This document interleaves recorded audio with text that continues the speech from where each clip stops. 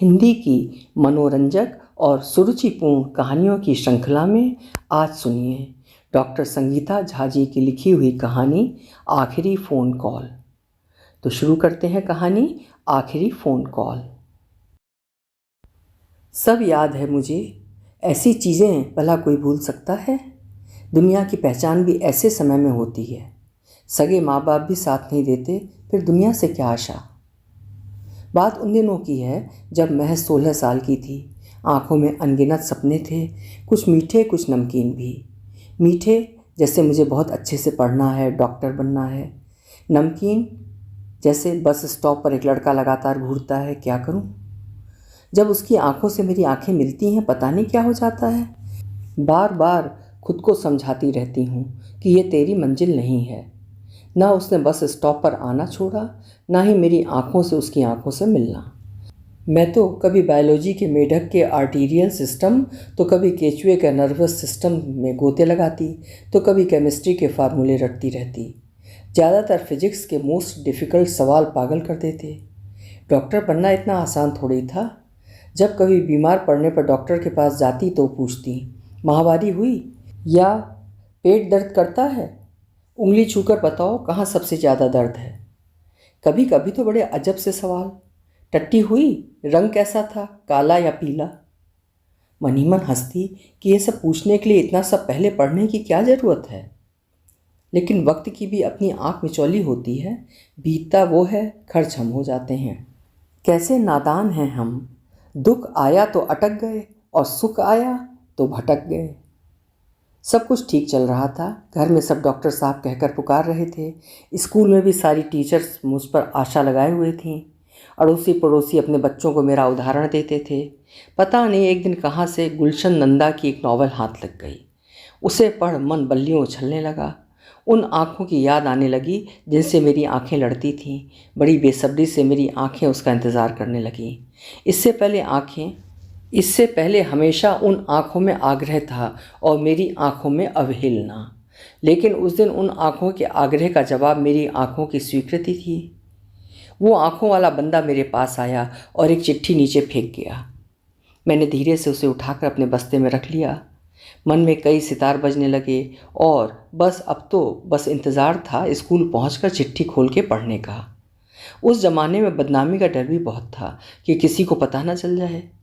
जैसे ही स्कूल पहुंची तुरंत बस्ते से प्रेम पत्र निकाल कर बाथरूम में गई। बाथरूम के अंदर इतनी बदबू थी कि 1 मिनट ठहरना भी नामुमकिन था। लेकिन प्यार अंधा होता है। मलमूत्र की गंध तो इस प्यार के आगे बहुत ही छोटी है। दरवाज़ा ठीक से बंद भी नहीं होता था। इससे पीठ को दरवाजे से टिका पत्र खोला। शायद प्रेमी महाशय ने बहुत पहले लिख रखा था, जो इस प्रकार था, सपनों बहारों और दिल की रानी, बहुत सारा प्यार। अब जब तुम ये पत्र पढ़ रही हो, मेरा दिल बल्लियों उछल रहा है। काश दिल चीर कर दिखा सकता कि तुम किस तरह दिल में समाई हुई हो। तुम्हारी झील सी आंखों में डूब जाने को जी चाहता है। मेरा सच्चा प्यार है। जब से तुम्हें देखा है मेरी दिन और रात की नींद उड़ गई है। बस इंतज़ार है तुमसे मिलने का। आज शाम बस स्टॉप पर ही तुम्हारा इंतज़ार करता मिलेगा। तुम्हें दिलो जान से चाहने वाला एक प्रेमी। इस पत्र को पढ़कर पूरे बदन में सिहरन सी होने लगी। बाप रे, मैं और सपनों की रानी। अचानक वॉशरूम में किसी ने धक्का दिया तो मैं जैसे नींद से जागी। हड़बड़ा कर दरवाज़ा खोलकर बाहर निकलकर सीधे क्लास पहुंच गई। पूरी क्लास में ना जाने कहाँ गुम रही। पूरा ध्यान शाम की मीटिंग पर था।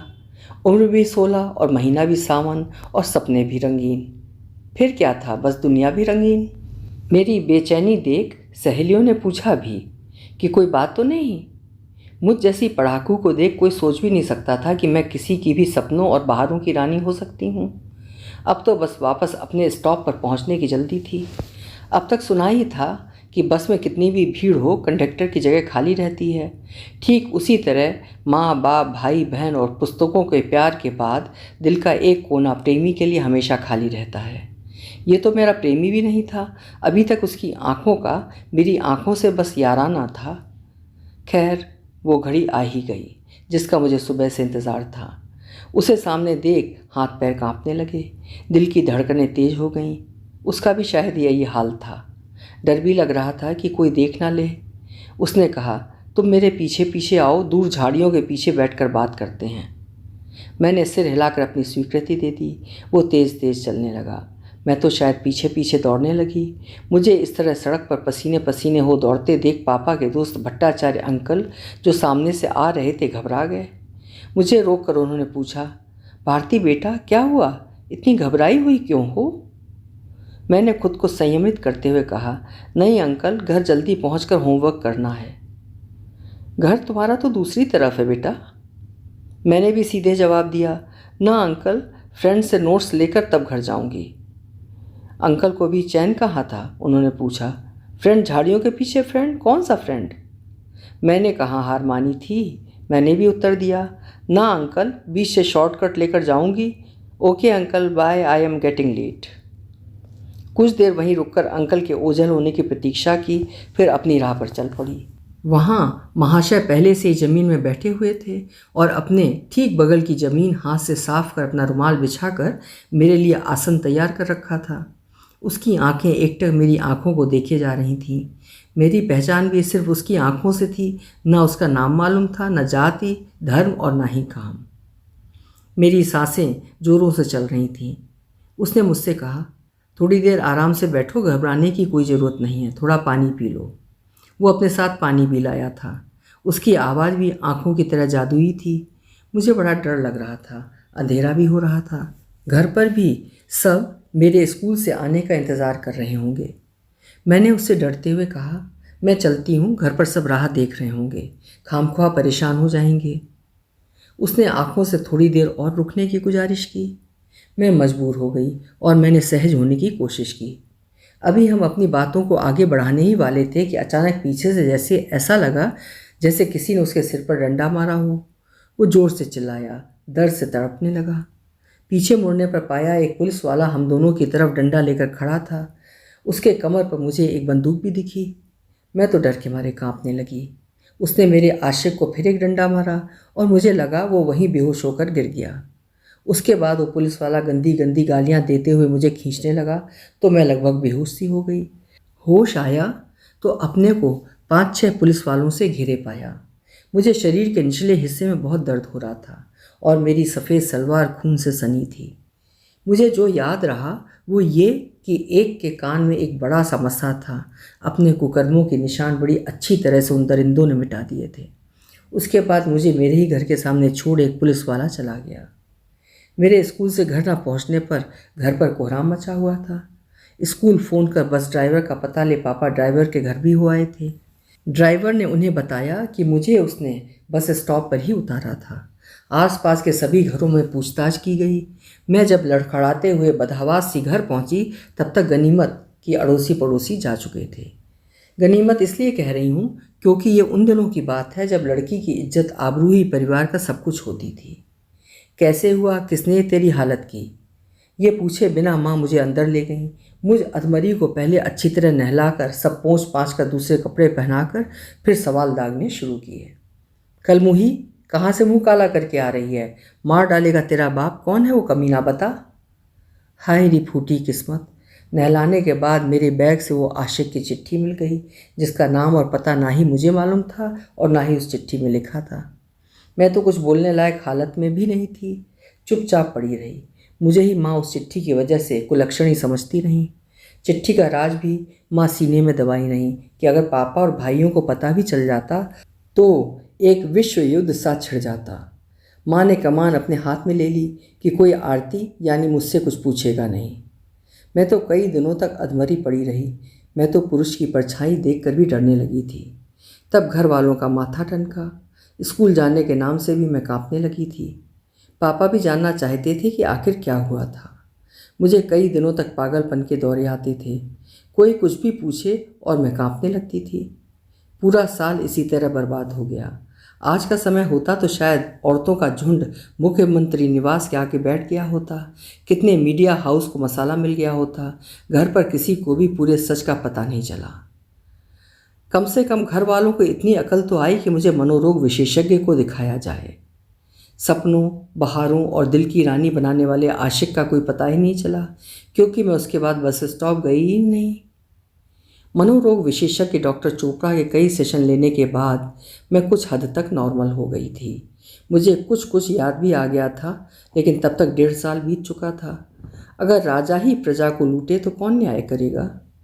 लेकिन भगवान के द्वार में देर है अंधेर नहीं, ऐसा हम सब ने मान लिया था। डॉक्टर बनने का सपना तो चूर चूर हो गया था। अब किसी तरह अपना सब कुछ समेटने की कोशिश जारी थी।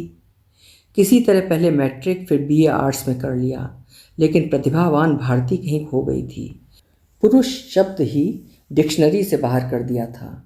घर वालों की मदद से घटना के 5 साल बाद मैंने थोड़ा पुराने दोस्तों से मिलना शुरू कर दिया। बड़ी हिम्मत कर स्कूल की एक फ्रेंड निशा, जिसके पापा पुलिस इंस्पेक्टर थे, के घर गई। उसके पापा को देख तो मेरा रोना ही छूट गया। वो अपाहिज बिस्तर पर पड़े थे। उसने रोते हुए बताया कि 4 साल पहले उसके पापा अपने 4 साथियों के साथ किसी अपराधी गैंग को पकड़ने गए थे। अपराधियों के साथ मुठभेड़ में उनके स्पाइनल कॉर्ड में गोली लगी और वो तब से अब तक बिस्तर पर पड़े हैं। और बाकी 4 साथियों का भी लगभग यही हाल है। किसका हाथ तो किसी का पैर कटा, तो किसी के समझने सोचने की शक्ति खो गई है। मैंने अंकल को पास जाकर ढाढ़स देना चाहा। पास जाते ही मेरी नज़र उनके कान के पीछे के बड़े से मस्से पर पड़ी और फिर मैं कांपने लगी। किसी तरह मुट्ठी बांध खुद को मजबूत किया और बड़े दिनों बाद ऊपर वाले को याद किया। लगा माँ सच कहती थी कि भगवान के घर में देर है अंधेर नहीं। 5 सालों बाद उस रात मैं चैन की नींद सोई। वापस आकर खुद को इतना सशक्त पाया और मन ही मन एक निर्णय लिया और खुद उस दिन घटी घटना माँ और पापा को अपने मुंह से सुनाई। अब तक भाई, जो मुझसे बड़ा था, अपनी ज़िंदगी में सेटल हो चुका था। मैंने पापा से गुजारिश की कि पापा, सबकी कहानी मेरी तरह तो नहीं होती कि आप जैसे माँ बाप मिलें और सारे मसले को इस तरह दबा लें कि पड़ोसी को भी भनक ना पड़े। क्यों ना मैं, माँ और आप एक एनजीओ बनाएं जिसमें हम बलात्कार पीड़ित लड़कियों को न केवल न्याय दिलवाएंगे बल्कि उनके पुनर्निवास की भी पूरी कोशिश करेंगे।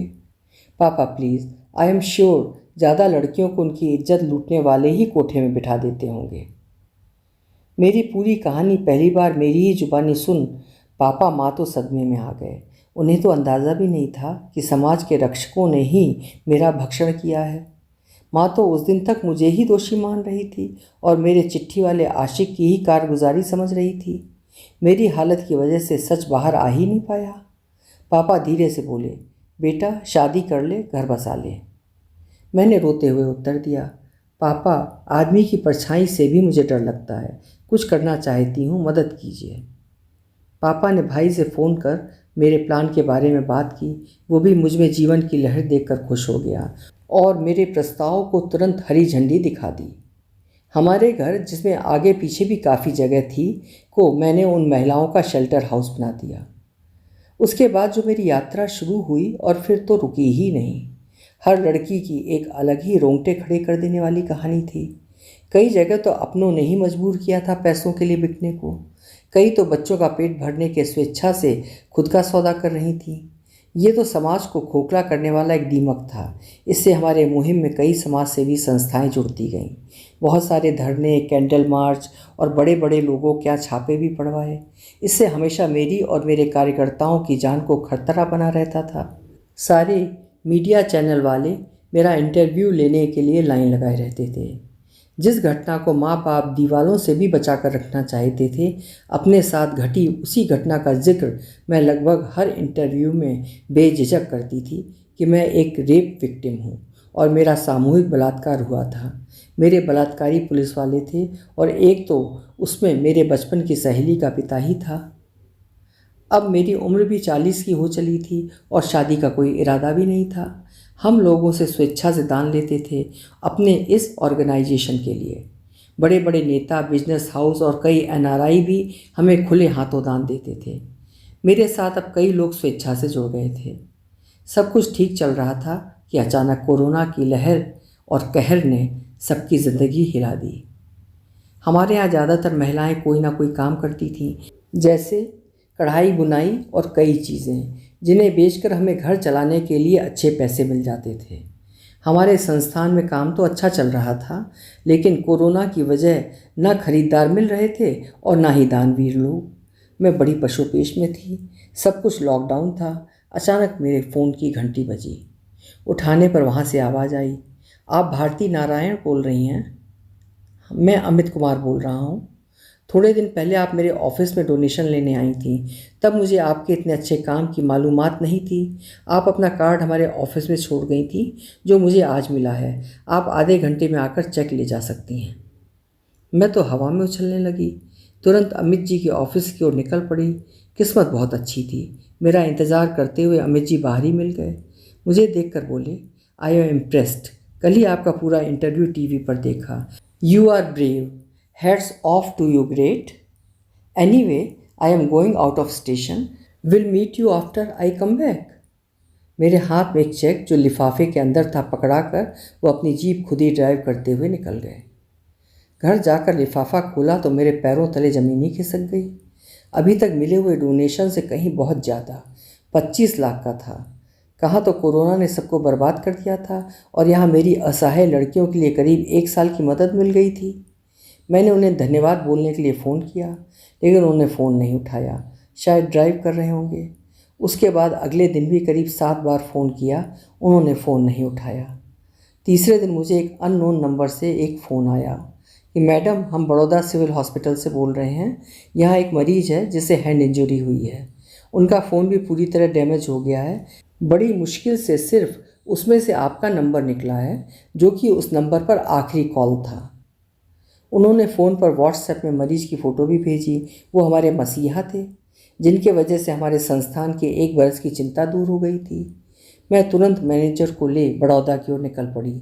अहमदाबाद से बड़ौदा की दूरी 2.5 घंटे की थी। उनसे मेरा कोई रिश्ता नहीं था, लेकिन सारे रास्ते उनके बारे में ही सोचती रही।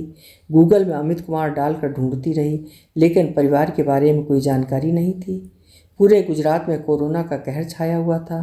पूरा रास्ता खाली था। हम 2 घंटे में ही पहुंच गए। डॉक्टर और पुलिस वाले मेरा ही वेट कर रहे थे। अमित जी की सर्जरी होने वाली थी। सर्जरी के पहले मरीज के रिश्तेदार को कंसेंट फॉर्म भरना पड़ता है। वो मरीज का बहुत करीबी रिश्तेदार होना चाहिए, जैसे पत्नी, पति, माँ, बाप या भाई बहन। उसमें दोस्त के लिए कोई कॉलम नहीं था। हाई प्रोफाइल और पुलिस केस, तो कंसेंट बहुत ज़रूरी थी, और वो भी जल्दी। मैंने मसीहा की जान बचाने के लिए जल्दी कंसेंट फॉर्म भर दिया और रिलेशन के कॉलम में वाइफ लिख दिया। सर्जरी करीब 2 घंटे चली। मैं बाहर बैठी हुई थी। कोरोना की वजह से अस्पताल खाली था, पर फिर भी डर का वातावरण था। डॉक्टर बाहर आ मिसेज़ अमित के लिए आवाज़ें लगा रहे थे। मैं तो भूल ही गई थी कि मैं ही वहाँ मिसेज़ अमित थी। डॉक्टर के बुलाने पर वहाँ गई तो पता चला कि ऑपरेशन सफल हुआ था, पर उन्हें होश में आने में टाइम लगेगा। मैं तो उनके ना तो परिवार वालों को जानती थी, ना ही दोस्तों को। पत्नी बन के रहने के सिवाय कोई चारा नहीं था। तुरंत अहमदाबाद फ़ोन कर बताया कि मुझे बड़ौदा में कुछ दिनों रुकना होगा, ताकि वो लोग चिंता ना करें। मैं एक पत्नी की तरह अमित जी का पूरा ध्यान रखती। पुरुषों से नफरत थी, लेकिन ये तो लाचार पुरुष था और इसने मेरी बड़ी मदद की थी बिना किसी शर्त के। एक बार तो मैंने एक आईएएस अधिकारी को एक थप्पड़ भी मारा था, जब हमारे किसी पेपर पर साइन करने से पहले उसने एक रात के लिए एक सुंदर लड़की की मांग भी की थी। उन्हें तो थप्पड़ मारकर उस समय मैं चुपचाप निकल गई, पर बाद में उन्हीं लड़कियों और मीडिया की मदद से उसका स्टिंग ऑपरेशन कर जेल भिजवा दिया। धीरे धीरे अमित जी को होश आ रहा था, लेकिन दिमागी तौर पर याददाश्त वापस आने में समय ले रही थी। उन्हें मेरी आदत सी हो रही थी। बार बार मेरा हाथ पकड़ लेते थे। मैं भी शायद कुछ हद तक भूल गई थी कि मैं कौन हूँ। एक दिन अस्पताल में हड़कंप सा मच गया। एक नर्स कोरोना पॉजिटिव थी और उसने कई मरीजों को कोरोना संक्रमित कर दिया था। उसमें मेरे पति यानी अमित भी एक थे। मैंने भी नोटिस किया था कि पिछले 3 दिनों से अमित को बुखार था। मैंने सोचा अब तो मुझे यहाँ और रुकना पड़ेगा। मेरी वेशभूषा हमेशा एक शर्ट, वो भी ऑफ वाइट, ब्राउन या ग्रे, और नीचे जीन्स या एक मिलता जुलता सा पैंट। रंगों से दूर दूर तक कोई नाता नहीं था। बीच में लॉकडाउन में ढील हुई तो वहीं बड़ौदा में रंग बिरंगे कुर्ते और लेगिंग्स ले ली। चेहरे की भी थोड़ी लीपापोती की, जो मैंने 16 साल के बाद कभी नहीं की थी। दिन में 2 बार मास्क, पीपीई किट पहन और सोशल डिस्टेंसिंग का पालन करते हुए मैं अमित को देख सकती थी। डॉक्टर और नर्सेज तो सचमुच भगवान के भेजे हुए फरिश्ते थे। मैं जैसे ही मिलने जाती, अमित के चेहरे पर हंसी आ जाती। कोरोना ने मुझ जैसे पाषाण को भी पिघलाना शुरू कर दिया था। वो तो कोरोना की शुरुआत थी, इससे ट्रीटमेंट ऑप्शन भी ज़्यादा नहीं थे। लोग मरते जा रहे थे, घर वालों को शव भी नहीं दिए जा रहे थे।